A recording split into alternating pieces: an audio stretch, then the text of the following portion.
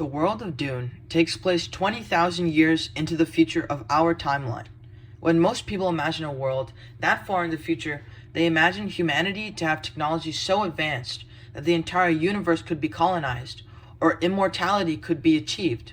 But Dune seems to be a little primitive compared to that image. While many technologies have become very advanced in the world of Dune, with the inventions of force fields known as Holtzman shields, or the ability to fly using a technology known as suspensors, though these advanced devices are present, the Dune universe lacks one thing: computers. The lack of these machines has made society more reliant on people rather than technology. Alongside reliance on humans, societies have become more primitive in how people's environments play a much larger role in their lives, whereas in our current society, there's a great divide between nature and society, with computers and similar tech continuously making that divide larger.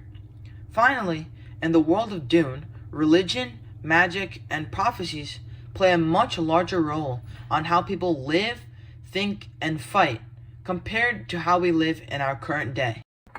In this video, I will discuss how the absence of computers forces humanity to develop new cultural, religious, and intellectual systems, most notably the reliance on human minds and prophecy, as well as the environment, which reshape people and societies in many new ways.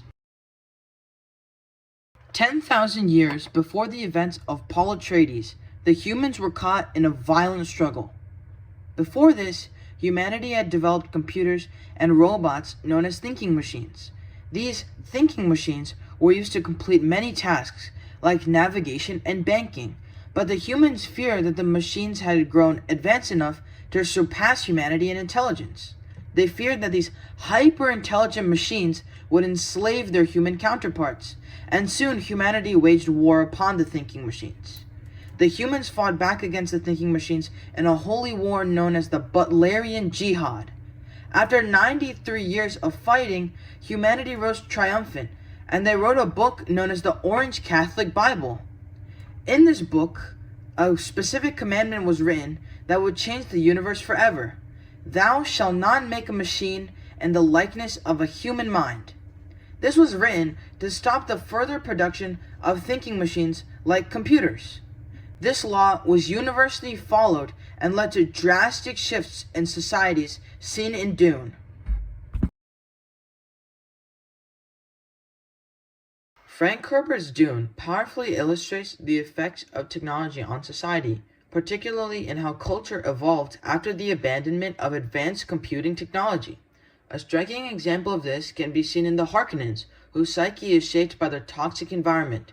In modern society, natural conditions such as deserts or floods no longer determine survival, since technology through climate control, plumbing, and public works like dams have largely insulated us from the land.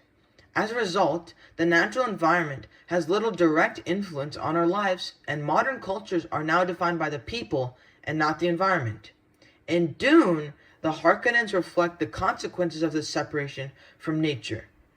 Originating from Giedi Prime, a heavily industrialized world orbiting a dim star, they live on a planet so polluted that its skies are stripped of color, and its atmosphere is poisonous. This bleak environment has fostered a binary kill or be killed mentality, and a culture defined by cruelty, oppression, and disregard for life. This culture has led to the Harkonnens leading a totalitarian regime, in which people who oppose the leader are killed without remorse, and they are slaves to the leaders. The Harkonnens' dark and twisted worldview demonstrates Herbert's central warning that technology severs humanity from its environment and can have devastating effects on the natural world, in some cases even destroying nature and permanently changing how people think. Altogether, while also teaching the readers of the consequences of advanced technology, the example of the Harkonnens also helps prove that without computers, society has become more primitive, since without advanced machines to break the link between environment and person, the Harkonnens have developed a culture based on the natural conditions they live in, similar to a primitive society. Frank Herbert uses religion and prophecy throughout Dune to show how a lack of technology makes civilization more primitive. In our current day, society is driven by logic with the aid of computers. But in a world with no machines that run on logic, people may turn to mysticism and prophecy.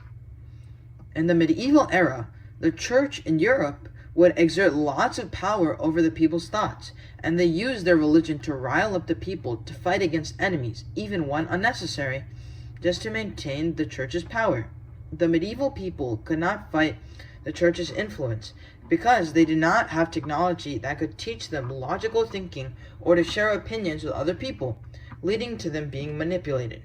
This primitive form of thought was also shown in Dune with the Fremen people, a group of witches known as the Bene Gesserit Sisterhood, which Paul's mother was a part of, planted a prophecy saying that a Messiah would come to save the Fremen of Arrakis and turn their desert planet green again. The Bene Gesserit took advantage of this prophecy as the Fremen, with no computing technology, had no logical argument against it, thus forming a religion around the coming of a Messiah. When Paul and his mother attempted to retake Arrakis from the Harkonnens, they leveraged this prophecy to make Paul a fake Messiah, convincing the Fremen to fight against the Harkonnens to give power over Arrakis to House Atreides. This is similar to how the church used religion to get people to fight in holy wars in the medieval era, returning power to the church.